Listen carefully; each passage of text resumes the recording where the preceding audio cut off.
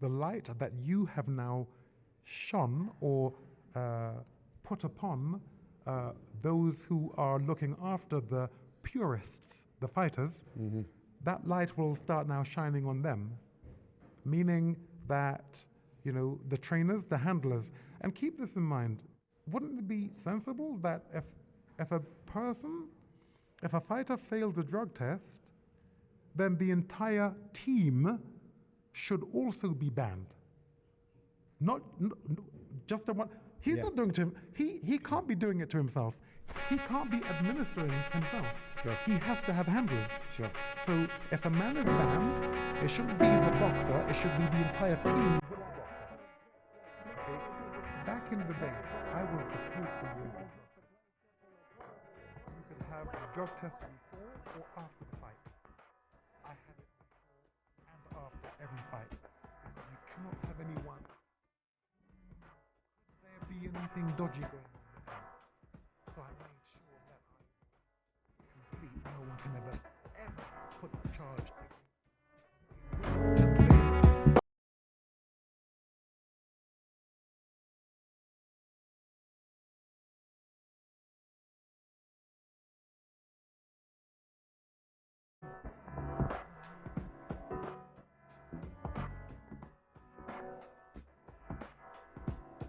Hi, and welcome back to the number one podcast in your favorite sport, my favorite sport, and that's why you guys are tuned in to hopefully get under the skin of what Conor Benn has done, thinks he's done, says he's done, proven he's done. No idea at all.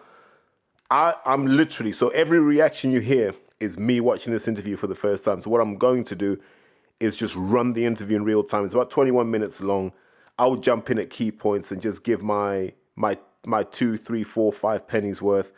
And let's see if there's anything that he says that's credible. A couple of things to touch on before we hit play.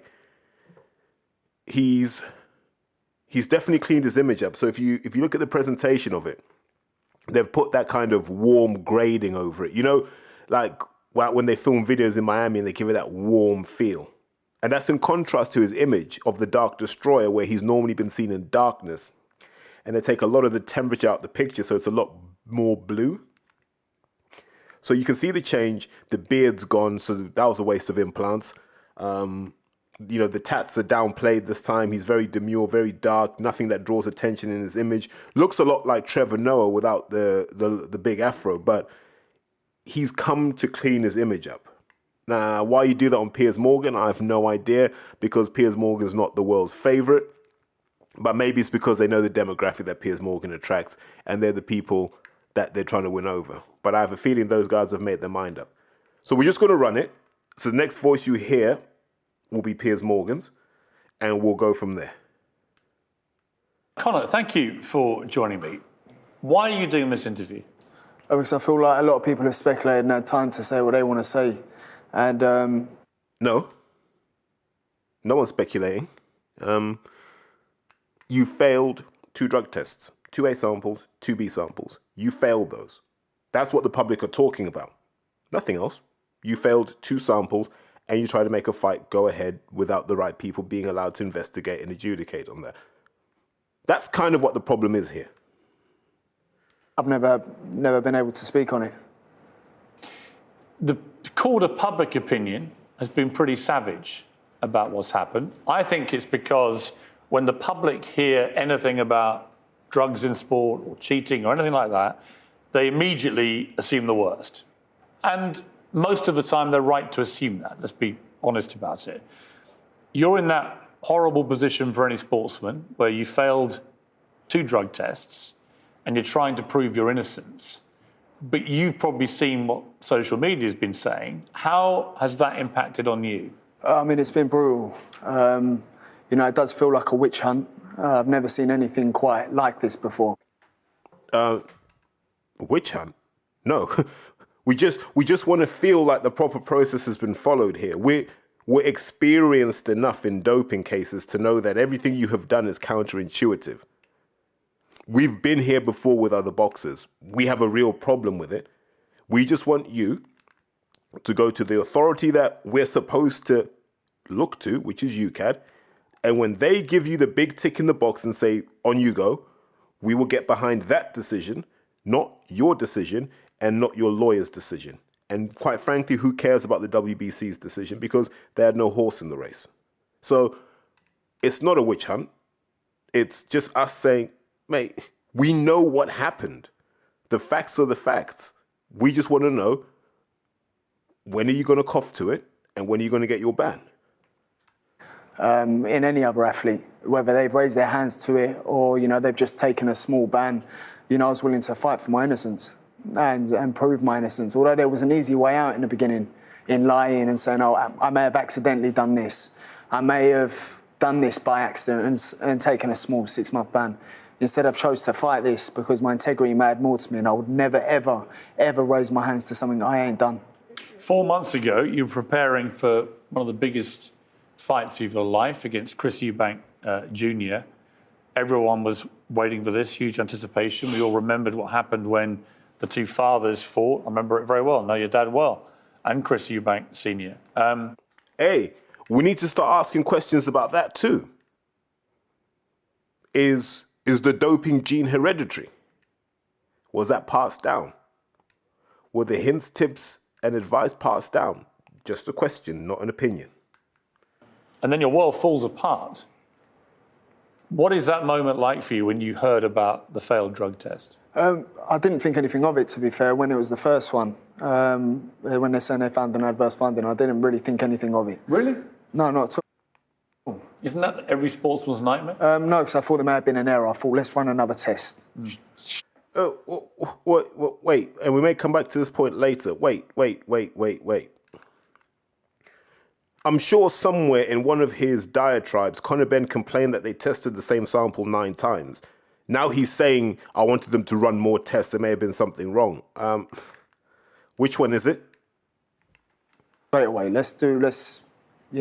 I know I've never even heard of this thing before. This is the first time I heard of this thing. The drug, which is clomiphene, which can boost testosterone levels by up to 50%. I'm 26. I'm 26. And reduce body fat. Yeah, I'm just saying what it is. Yeah, so I'm 26. And when people are saying... So Piers Morgan gives you half the story. That's a very literal definition of clomiphene. But he doesn't talk about off-label use, which is where it's used in sport. And it is used in sport to restart testosterone and sperm production in men. So if you're hypogonadal, you'll be prescribed clomiphene. You may be prescribed testosterone as well, but they'll start with Clomid and see if that works. So it's a restart drug. The issue with clomiphene for most people who understand this game is, what was he on before he had to take the clomiphene? I may have needed a testosterone booster. I'm 26 years old. I didn't even know what this thing was at the time. So for me, I thought, okay, it may have been, an error or an accident somewhere we can find out what's happened. And then when I found out that, there'd been a second adverse finding was when I was like, okay, now something's actually wrong. There's something wrong here. And what are you feeling inside yourself at that point? Who's done this to me? I genuinely looked around and I thought it was the hardest part of this whole period. Of everything I've been through, this was the hard part, was because I was looking around and thinking, okay, I'm actively taking it. It's actively in something, or something's happened. It's definitely there. And these were the thoughts that were going on through my head. Who's done this? Do you accept this was in your body? I don't accept it was in my body, not at all. But the scientists said it was in your urine, and your urine was in your body. Twice. Not once in an A sample and then nothing else. Once in an A sample, once in a B sample, again in an A sample, again in a B sample. This thing was found in you. So as a statement of fact, this was in your body. According to the rules of the doping regulations, this was in your body. Whether you accept it or not, a fact's a fact. We spent 3 years telling the population, trust the science. It's not always a good thing, but sometimes you can trust the science. And I trust King's College London, with decades of experience in this, over a kid who has shown to be loose with the truth. never came out and told us who broke his jaw in Portugal. Based on independent scientists looking at the reports, based on my own scientists looking at the reports. Whoa. Wait 1 second. What independent scientists? What independent scientists did Conor Benn have? How can you have independent scientists if you have to pay them? Would they, out of the goodness of their heart, thought there'd been a massive injustice and thought they'd do an investigation? You know, like those American law students who try and get people off death row. I don't think so. He paid for all of this. Therefore, there are no independent scientists. There are none. There'll be his scientists, there'll be UCAD scientists, and that'll be all that matters. Nothing else matters. There is no independent scientist here. I don't care if they've got expert witnesses. If they're paying these guys, they're not independent. And what we found, people say you may have paid for the best legal team. Damn right I paid for the best legal team. Damn right I paid for the best scientists. My career's on the line. My image is on the line. My name is on the line. And I can't be known for this. And it was more so me employing the best people to find out what had actually happened. What do you think of people who cheat in sport? It should be banned for life, especially in Well, Piers Morgan asked the question, what do you think should happen to people who cheat in sport? The test for cheating in sport is you fail an A sample and a B sample. That is the test for cheating in sport. There is no other test unless you're actually caught in possession of substances. Even then, they have to find that the substances are either in you or there's been a conspiracy to procure or traffic them. So when Conor Benn says those found cheating should be banned for life, like he qualifies for that lifetime ban. This is factual. contact It sports. should be banned for life. Yeah, banned for life. You know, there's no room for it. There's been a fighter today who's just had a brain hemorrhage. There's no room for it. I know firsthand the damage it does from my dad with Joe McLennan, from Michael Watson. I was there ringside of that fight. Well, now we've got to go back and look at that fight and say, what would you kind of found that night? Both men got taken to hospital. Both nearly died. And you think I do it, and people think I do this. It's hard for me because it's like I turned pro at 19. I'm under the public eye. They've seen how hard I work over the years. They've seen, you know, the three in the morning runs. They've seen the nutrition. They've seen the work I put in with my coaches. You know, everyone can vouch for how hard I work, but that's not good enough. Normally, I would say the vast majority of times a sportsman tests positive for drugs. Is it me or has this video been edited? It feels like it's been edited because the flow, you can feel that there's something off it. I know everything's generally edited, but normally you just jump from camera angle to camera angle. It feels like this has been edited. So I wonder what's on here and what's not on here. They always say, I didn't do it, invariably. And then almost always it is proven that they did. You're in the strange position of, you're in a kind of mid position right now, because the WBC have come back and they have said that they think there may have been reasons why you had this in your body, but they have made a presumption it was in your body.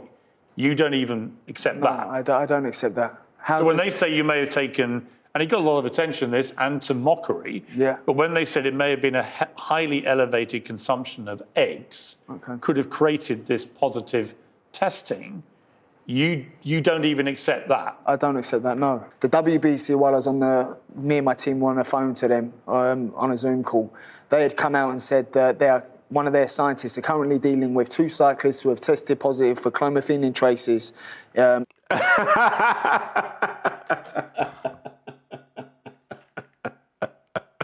We're actually going to use cyclists as an example of accidental contamination. If ever there was a sport that's dirty as hell and has been established as so for decades, it's cycling. The fact he's not helping himself, is he? Can prove it's in the embryos in the eggs. I'm not willing to accept it because the 270-page report that I sent over to them, my team sent over to them, had nothing to do with eggs. It had everything to do with my testing negative 3 times. And 9 days later, testing positive. They didn't conclude they found anything wrong with the testing.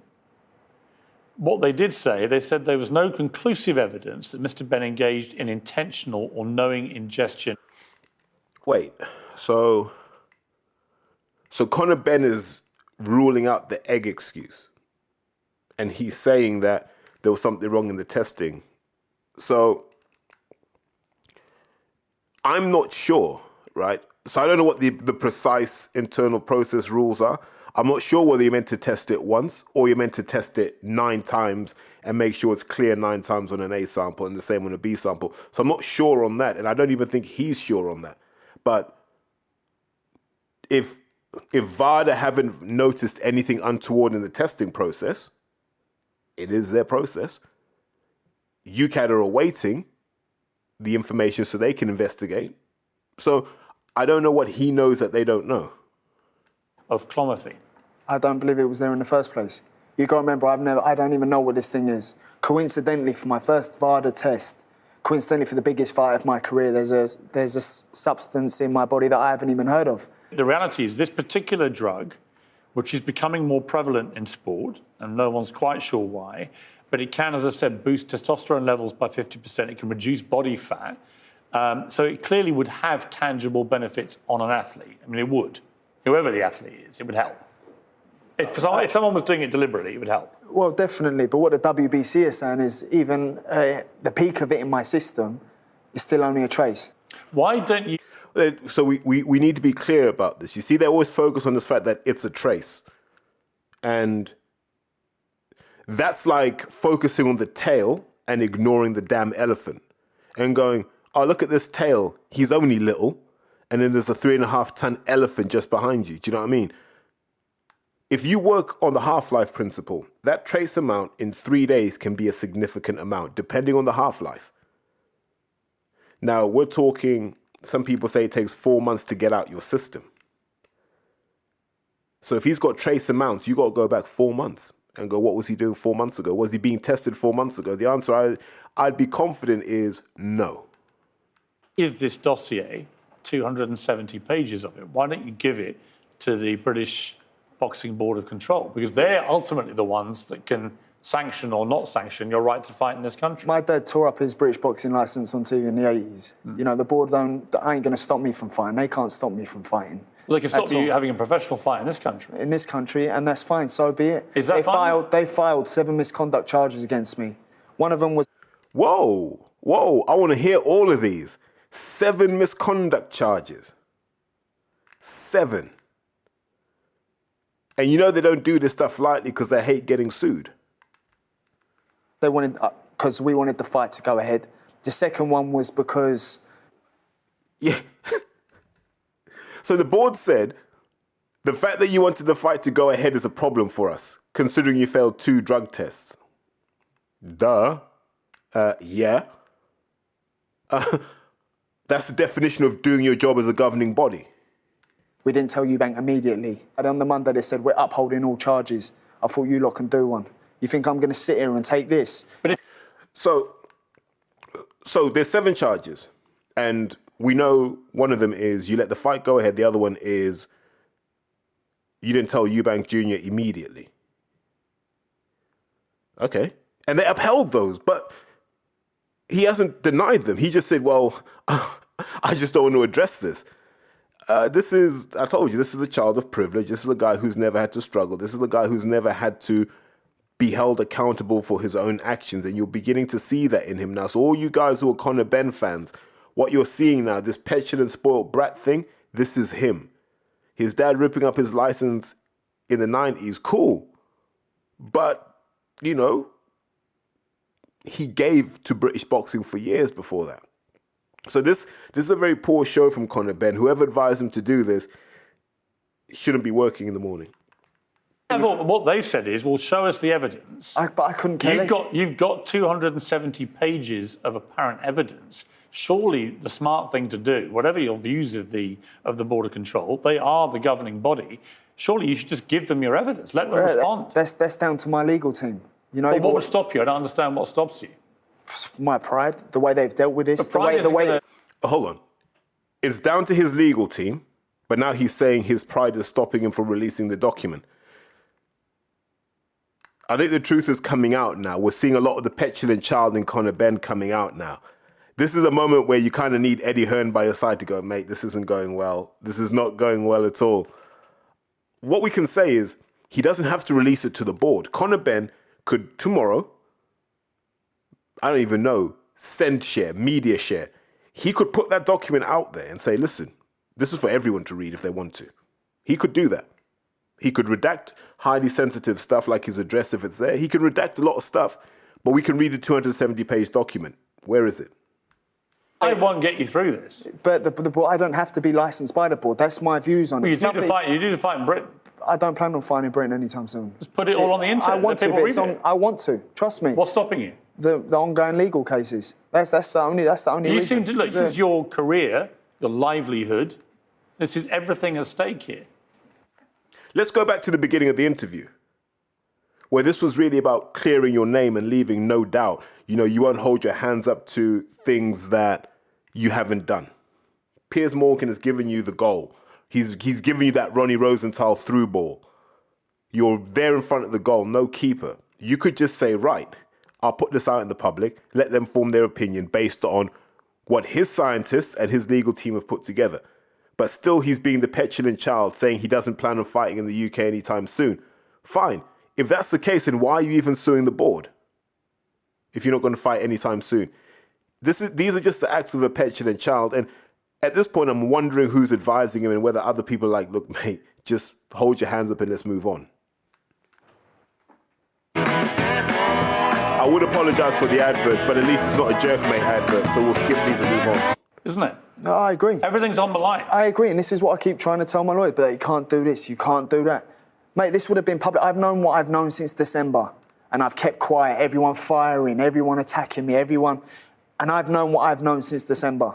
And I'm sitting here again going, well, why can't we just release the information? Why can't the public just know what's actually gone on? Because the public, you know, from what I just... He hasn't given us a reason why they can't release a document, by the way. There's no reason.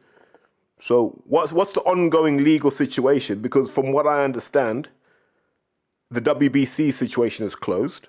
There is no UCAD system or situation, I should say. So there's no process there. Then there's no process with the board because the board can't act until UCAD act. So what's the ongoing legal situation that you're going to sue the board? Okay, so you sue the board. At some point, you're going to have to present that document to the board anyway as part of discovery. They have to see what this is so they can offer a defense to it. So what are you hiding? I don't get it. Looked at it today, social media. It's savage. They've convicted you. They think you're guilty. And I'm going to have to deal with that, I think. I think public have made up How are you going to deal with that? There will be. Because Eddie Hearn, your promoter, says, look, it's time you got to move on, you've got to progress. What do you think when he says that? Well, I don't think I think the public have made up their mind already. Irrelevant of what's presented, irrelevant of what the board say. So the public have made their mind up. What's this all about then? What are you still fighting for? The public is saying you're a drug cheat. What are you still fighting for? It's almost like you're out here. I come back to this point, like a petulant child. You're just out here lashing out at everybody because your pride's hurt. And it's like when you saw him with his girlfriend and he had these really petulant kind of narcissistic tendencies around her. And that was raised as a red flag by many women online. And, you know, some of us just ignored it. But now you're seeing those same traits here. On DNA, and I'm one hell of a fighter, naturally. I work hard, I've made loads of sacrifices, and I'm willing to do what other people aren't willing to do. And that's why I'm where I am, not because of cheating. You're goddamn right. You're prepared to do what other people aren't willing to do. You're damn well prepared to do stuff people aren't allowed to do. If you feel this passionately about it, I can sense it. I can sense you're emotional about this. To be branded a cheat in the court of public opinion, what has that done to you? Yes, it's hurt me. Yeah, it's been it's hurt me. This has. Yeah. How badly? I didn't think I was going to make it through this period. I didn't think I was going to make it through. You know, there was shame. What? You're a rich man.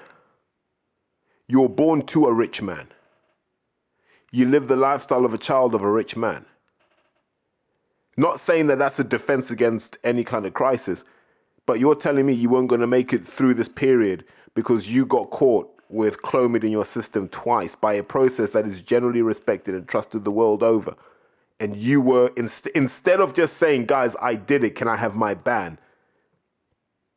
You were going to end it all. You were going through this mental health crisis.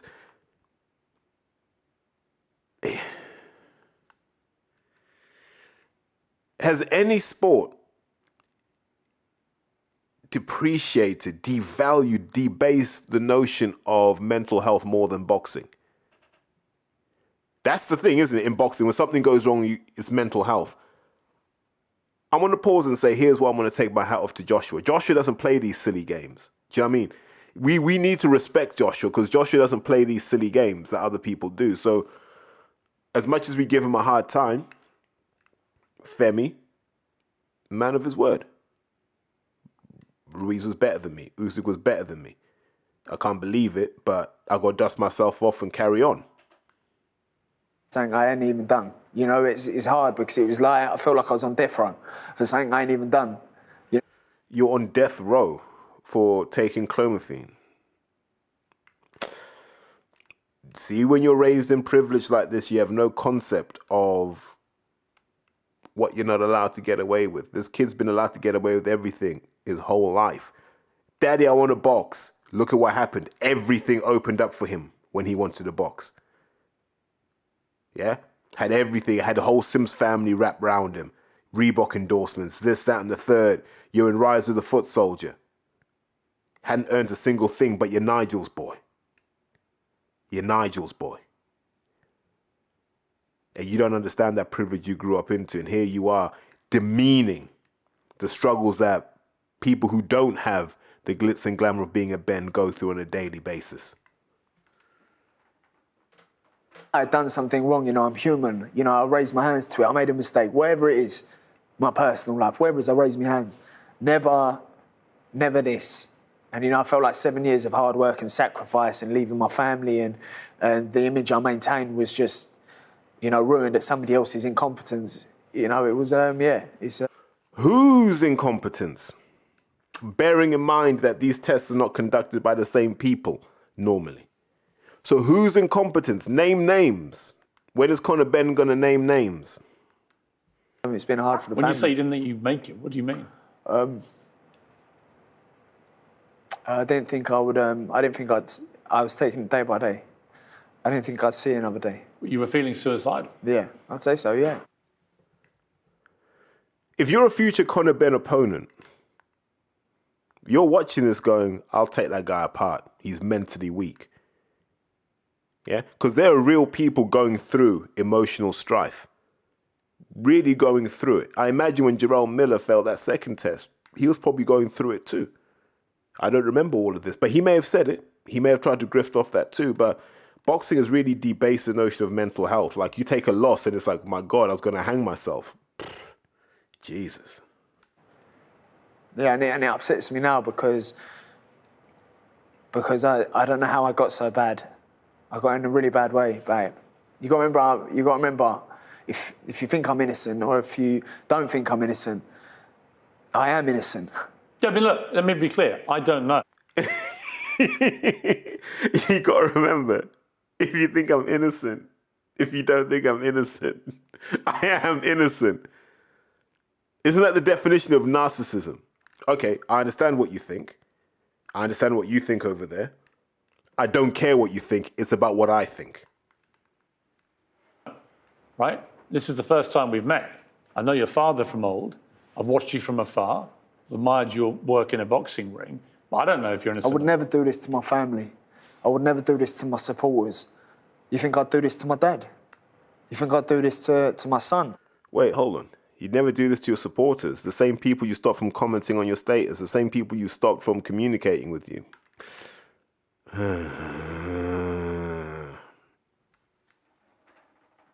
Who's now got to grow up and look at this. You think it's not who I am. There's been too many. You know. Well, what kind of thing? Just kill yourself. People have told you to kill yourself. Kill yourself. People said, kill yourself. Racist comments to my son. my family. On social media? Yeah, yeah. Anything in person? In the Nothing streets? in person, no, never. Nothing in person. It's cowardly. It's cowardly. I don't even think it's social media that bothers me. It was more so the shame I felt leaving the house. Although I'd done nothing wrong. You felt shame leaving the house, but no one has brought this up to you personally. Like, nothing's happened in person, but you felt shame leaving the house. Why? How? I was having night terrors, panic attacks, and I don't throw these words out in mental health. I was really struggling. I was in a really bad way, and I was coping terribly with it. I was coping in a really bad way with it. How are you now about it? It's still hard for me because I still can't believe I'm in this situation. I still can't believe how much the public want me to be guilty. It's all boxing pundits. You're telling me I'm... Mate, we don't want you to be guilty. We just know that there are 2 failed tests, so we haven't received a satisfactory explanation as to why there were 2 failed tests for clomiphene. That's it. Like, this is all Piers Morgan should have got to, right? There are 2 failed tests for clomiphene. We need to know, to an acceptable level of detail and accuracy, why there are 2 failed tests for clomiphene. Now, I imagine Conor Benn will say, I don't know. That ain't good enough, because remember, it's strict liability and anti-doping. If it's in you, you're guilty, unless you got a damn good reason, and we're yet to hear it. Boxing pundits telling me I'm guilty. They know me. They know my family. You know what I stand for. You know who I am. Why are you trying? It's interesting how his PR people have coached this, and it's every so often pulled down on the Nigel Benn thing, because as long as you can link yourself to him, you might get away with it. But I think it's the reverse, actually. I think Nigel Benn's legacy is being tarnished by being associated with his son, because we all assumed Nigel Benn was this warrior who was hewn from a rock that we can't fathom, who was imbued with a spirit that is superhuman. We thought this guy was superhuman. And over time, we're beginning to think, guy's just probably off his nut on steroids with them Essex boys like Tony Tucker and that, which wouldn't be impossible to believe. You're trying to label me a cheat. You're not suing the labs, right? For 2023, I'm exposing fake games, and this one is top 4. Okay, so I've downloaded the game, and this is it. This woman is really it. doing an advert for this. I don't know how much she paid for it. But... Okay. Well, there is that tool. You think manufacturing, manipulating, and concealing evidence? I got an independent scientist to look at a report, and that's what we've seen from one of the best labs: manipulation, manufacturing, and concealing evidence. But that wasn't verified by the WBC. Well, what are the WBC going to come out and say? Rob, that's what I mean. You've got to go to the governing body that can actually look at this properly. It's hard because I want this to be done. I want this to be finished, and I want to... Wait. You're going to sue... You're going to sue a world-class laboratory. A world-class laboratory. A laboratory, I am sure that if you looked at their incident report, they have a defect rating, an incident rating of like less than 1%. Conor Benn is going to go and sue them. This is a top 50 world research institution. You're going to go and sue them because you took clomiphene? I'll come back to this narcissist point. This is that petulant child. I can just take on everyone, and if I shout and scream loud enough, they'll all bend to my will. I think he'll find very quickly that lab at King's College London will be like, we're prepared to defend our reputation to the cowsheds and back, so to speak. With my career, should I just sit back and accept the fact that Are you going to sue the board? No, of course. I'll be suing the board. When? When it will be suing them now. My legal team will be in touch. Would you mean when? As soon as. For how soon much as money possible. do you know? Wait, what are you waiting for to sue? You got the 270-page document. Like, sue them. They're waiting. Sue them. Sue them. Oh my God, this is terrible. This is a guy his ego's out of control at this point. And so I point to the people he has around him and say, well, someone should have told him, hey, this is embarrassing now. I think if this goes the litigation route, I just think Conor Benn's reputation will be in tatters. for the full loss of earnings, damaged reputation. How much is because that? Because the board shouldn't recognise VADA. Let me ask you this.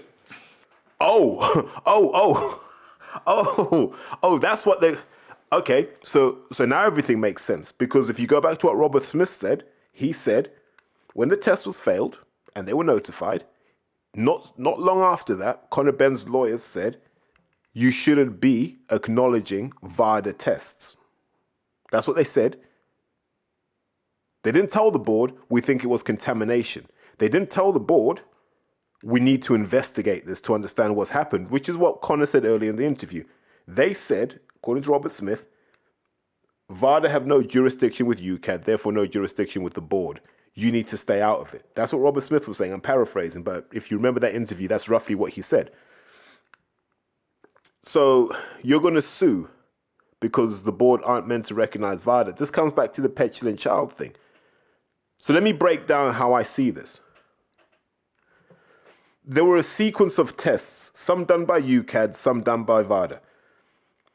If I'm wrong, feel free to pull me up on this on the tweets and that. It seems that there were 2 UCAD tests that Conor Benn passed. And between those 2 tests, there's a VADA test that he failed initially. And that might have been the same with the second test. So here's my thing. If I'm UCAD, I need to understand how we missed it twice and VADA caught it once. Yeah, because maybe there's something wrong in the testing modalities and mechanisms. Maybe the UCAD one wasn't tight enough.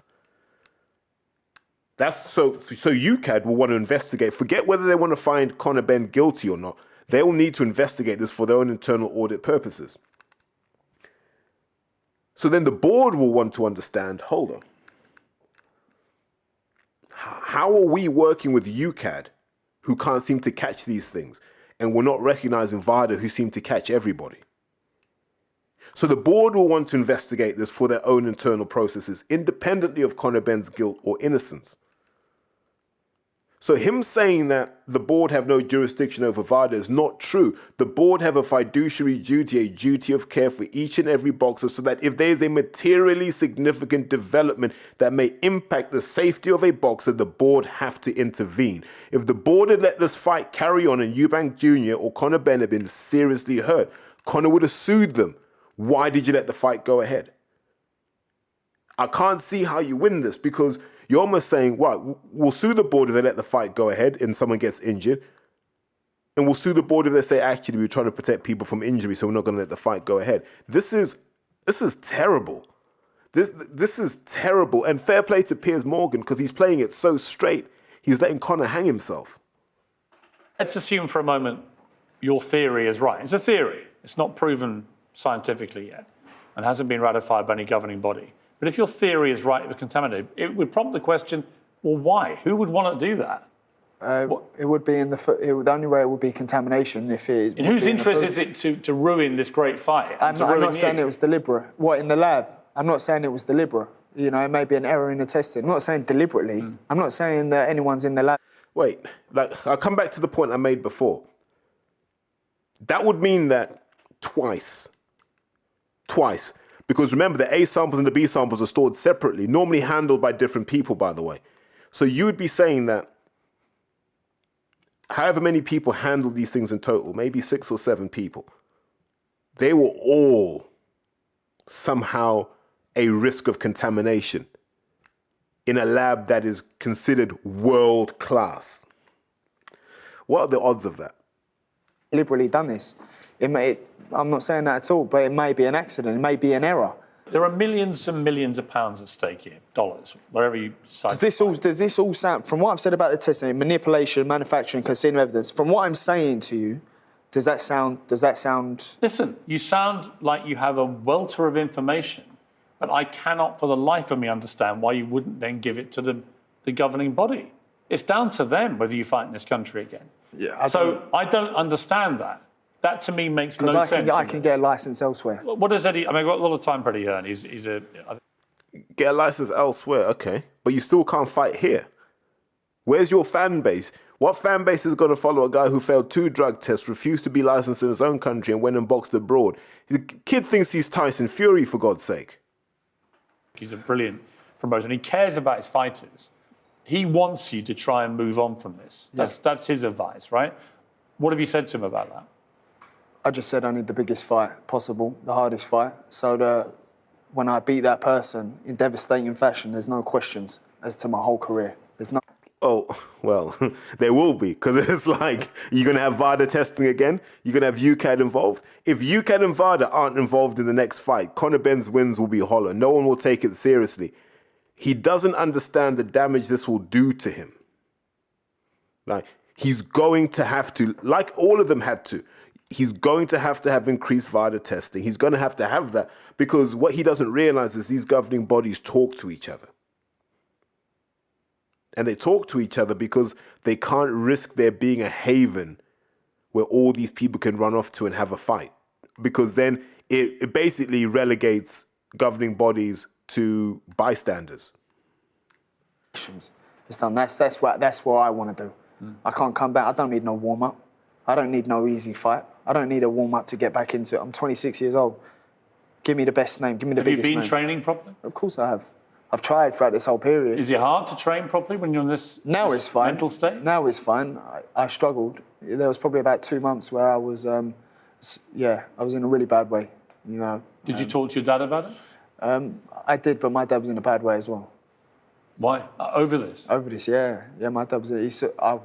I was in a bad way. I was sobbing most nights. Didn't want to go to sleep because I knew what I had to wake up to. You got me. Wait, you knew what you had to wake up to, so you were just going to stay up and absorb it all anyway. I don't. You know what I mean? Like the 8-hour break would have been welcome, I'd have imagined, but hell do I know? This is a nightmare for me. How has this happened? How have I got in this situation? My faith let me down. You feel that? Oh, yeah, 100%, yeah. Let me bring in your dad. He went for God. He had to pull down the God card. How long till we see Conor Benn on Songs of Praise on a Sunday? He's been listening to this. He's over in Sydney. Nigel, I've not talked to you for a long time.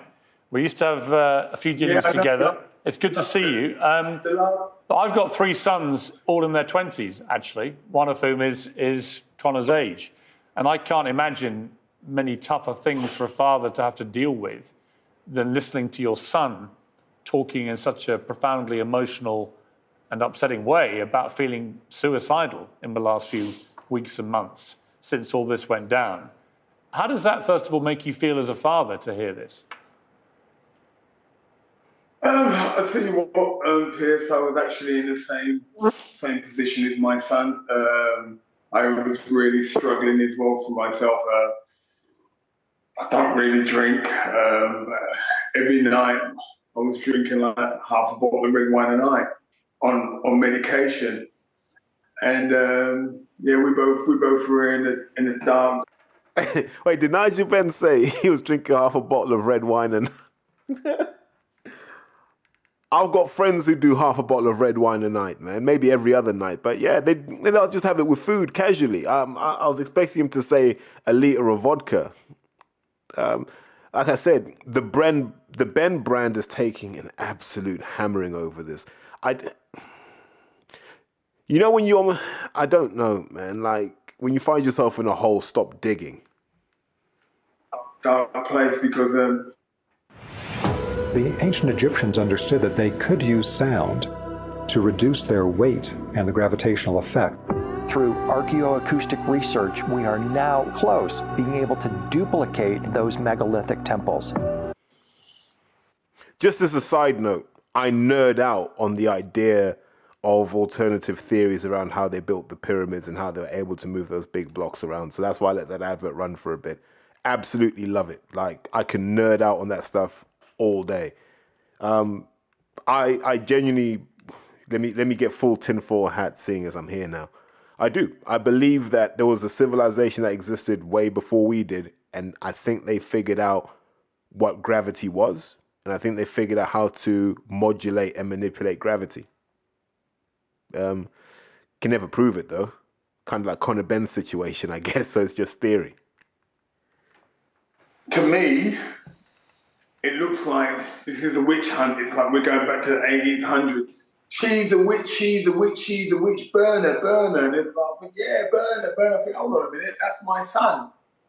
And one thing is, Piers, if I ever thought my son was guilty of anything, mate, I'd say, son, I love you, but you know what? You got to deal with this on your own, mate. I'd hang him out to dry. But I was actually in this training camp with him, Piers. I was training with him. I would say on that there are lots of benefits to being the son of somebody famous. And I've had this conversation with my sons. But there are also disadvantages. Connor will get an irrational 100%. amount of attention because he's your son. I don't understand why, if there's this compelling dossier of 270 pages. Let's come back to this point. You're trying to say that it's hard to be a Ben. I'd flip it around and go, Connor wouldn't have a boxing career. Connor wouldn't have the opportunity he had if he wasn't a Ben. I can't see how being a Ben is anyway negative. Not a net negative, not an absolute negative, nothing but being unbelievably positive. Of material. Why not make that public, and why not give it to the British Boxing Board? Okay, listen, I agree with you, Piers, but the same way I feel that they're dealing with Connor and not these other fighters is the same way they dealt with me. Listen, Nigel. Hold on. What other fighters? Wait. What other fighters? What other fighters have failed 2 drug tests for clomiphene? If he can name them, cool, let's go. I understand your passion. I understand Connor's passion. But I also think if you've gone to all this trouble to draw up this massive dossier of evidence and the British Boxing Board is asking for it, I don't understand how it can be anything but bad for your case if you don't hand it over. I mean, at very least, call their bluff. Say, right, here you are. Get them to respond to it. To give Piers Morgan his due, here's a guy who understands the court of public opinion. Admittedly, like, that guy hacked the voicemails of celebrities and he was an absolute scumbag for doing that. And how the media allowed that rat back in is beyond me. But he's been allowed back in. I guess he knows where a lot of the bodies are buried. So they look after him.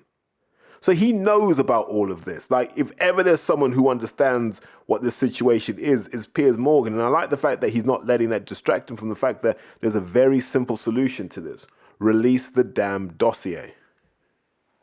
I don't know why, if I was in your position, that's what I would do. You're like your father, you are your own man, right? You are. And if you wanted to, you could put this out there tonight. Yeah. I still don't think that proves my innocence at all. I've just been cleared. Wait. So the dossier doesn't prove your innocence? Okay, cool. If the dossier doesn't prove your innocence, nothing does. So the 2 failed tests still stand. How are you going to prove your innocence if all of that effort didn't prove your innocence? The organisation, the testing which I failed. I don't understand why you wouldn't want to counter that agenda by making public this dossier. Because I don't know what it is they got in for me. I don't know what vendetta it is. Yeah, but it's like saying you're accused of killing someone. Okay, but I've been proven innocent by the authorities that run that test. I wouldn't say you've been proven innocent. They just couldn't. Well, just give me the clear. They've said you're. They said there was no conclusive evidence. Just to be clear, exactly what they said, right? It's not an absolutely unequivocal, you're definitely innocent, but it's certainly not unhelpful. I've seen sportsmen come back from this when they've gone through the process. Nigel. Yeah, I do agree with you. I don't know what the legal side of it, but yeah, me personally, and I love my son, and I know for a fact that he's an innocent man. Nigel, Wait, so if Nigel knows for a fact, what is the fact that he knows? Like, this is hard to watch. And speaking as a father now, Connor talked very movingly about, sobbing every night while talking to you. You're in Australia, the other part of the world, the time zones, you're drinking. No idea what that watch is that Nigel's got on. It might be a Hublot. It looks a bit like a Hublot, but there you go, man. These guys are just flaunting their privilege in front of you, saying, "Look, we're not struggling here." I mean, this is how the privileged lot play. Say what we want, do what we want. You're feeling terrible too. Those conversations must be some of the most painful you've ever had in your life, right? What did you say to Connor in those conversations to try and stop him from, as he put it, considering taking his life. I'll be honest with you, Piers, it was like, I come home here, because I was with Connor for 5 months. I wasn't here, I was in England with him, so while he was going through this period, like I was there with him. I'd stayed. Well, no, you were on tour with Chris, and you revealed what really happened, because we know what really happened, and I will posit it as a theory. This is what happened. Test number 1 failed. We'll get the lawyers involved. It's VADA. The board can't do anything. The fight goes ahead. Test number 2 failed. It's VADA again. Thank God for that. Yeah. Same thing applies, board. Back off. In parallel, the board are like, what if something bad happens? They've already weight drained Eubank down to a weight that is almost unsafe for him to make. And we suspect that these guys are on PEDs to make up the difference in weight. This is a massive concern for us. What can we do? And they'll probably run around, talk to lawyers, talk to guys they know in the legal sphere. They've probably pulled strings, and then they've gone, well, we can't allow this to happen because we can't get sued again. And we've got to protect the integrity of the sport. Fair play. But after that second failed test, what does Conor Benn do? He brings in Dr. Uz.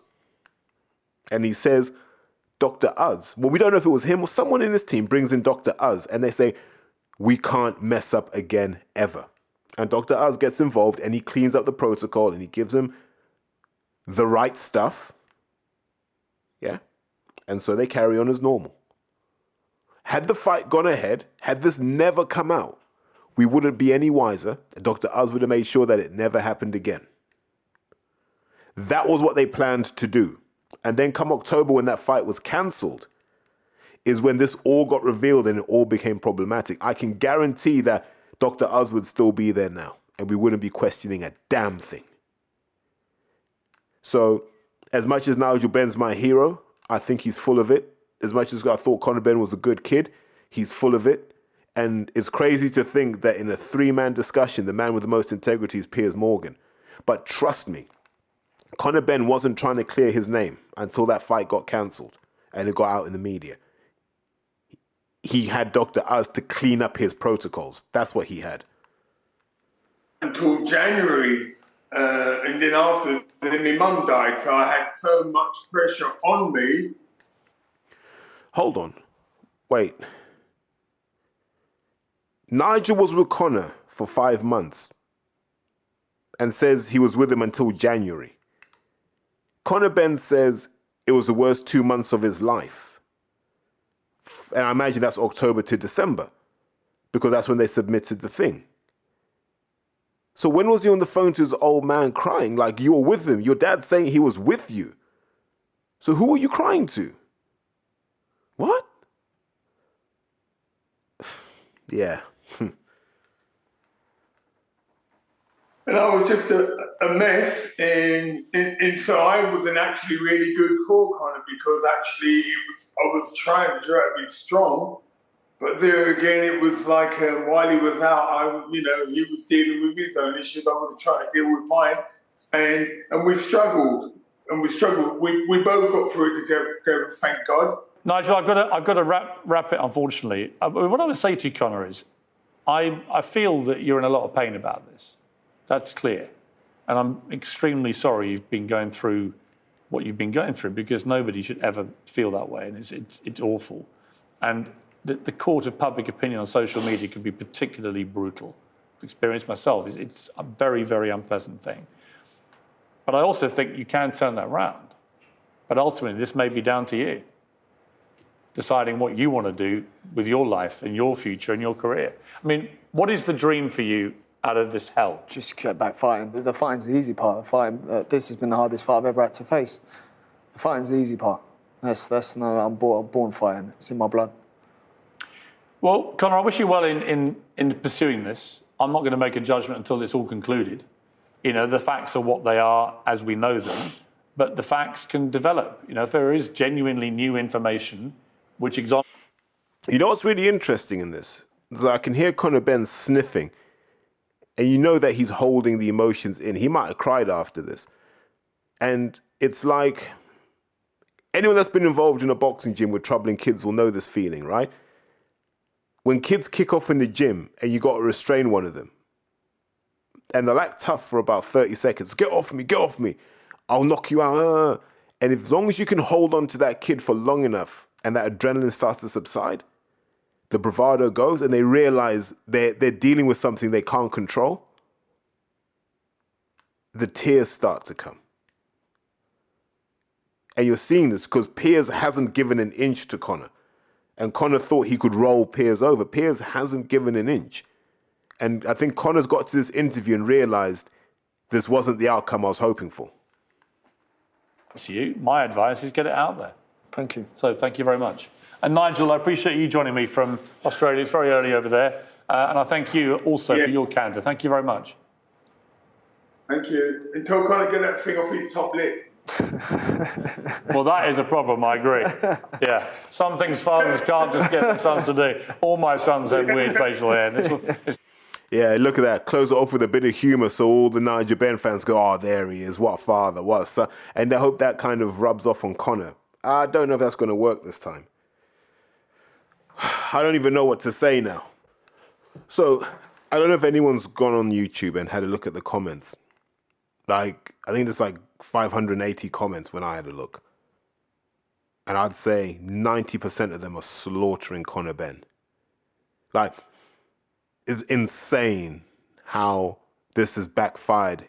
Like, 580 comments and like that percentage of them are anti.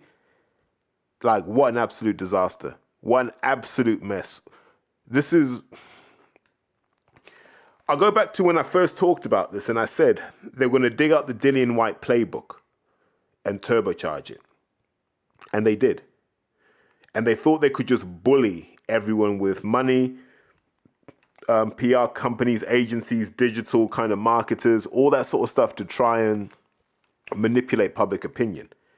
It's a Matchroom staple. So remember when Dillian failed the test and they came out and they just flooded the market with doublespeak and imprecise terms, right? And I told you that would happen. And then if you remember when Joshua lost to Ruiz, and the first thing I said on that Sunday, June 2nd, 2019, I think it was. Was it 19 or 18? It had to be 19. The first thing I said was, by the time of the rematch, you will wonder how Joshua lost that fight. They will tell you that it was a fluke, it was a miracle, it could never happen in a million years. And I said that would happen because they have a very simple playbook, and it's this. They know that boxing's such a small sport, such a small niche, they can just flood social media, drown out anybody.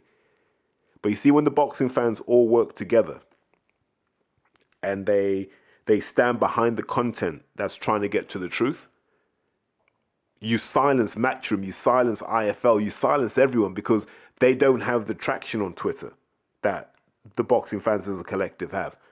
So here's the choice. After you've listened to this, you have a very simple choice. You can share this, not to boost my profile, but share this to drown out the nonsense you're going to hear from Matchroom and Conor Benn. Because we need to get to the truth, and the truth should answer two very simple questions. One, how were 2 tests failed? And 2, why the hell didn't UCAD pick up on any of these? They're the 2 biggest questions here. The board not being allowed to investigate because they said VAR has no link to the board, all that sort of stuff. As they're secondary questions, they're important questions from a governance perspective. But from a sporting integrity, those failed tests are important because it's clear that UCAD aren't doing the same things VADA are. And that's a problem. Because if VADA's catching everyone and UCAD aren't, it tells me UCAD aren't trying. They're just ticking a box. And that should be the biggest concern here. And on that note, I want to tap out and say, thanks very much for listening. I know this was long. It ended up being longer than the actual interview itself. I didn't think that would happen. But I thought if I don't talk in context, it would just be a massive monologue of me just talking at you guys. So let me know if you think this worked, and I'll speak to you soon. Take care.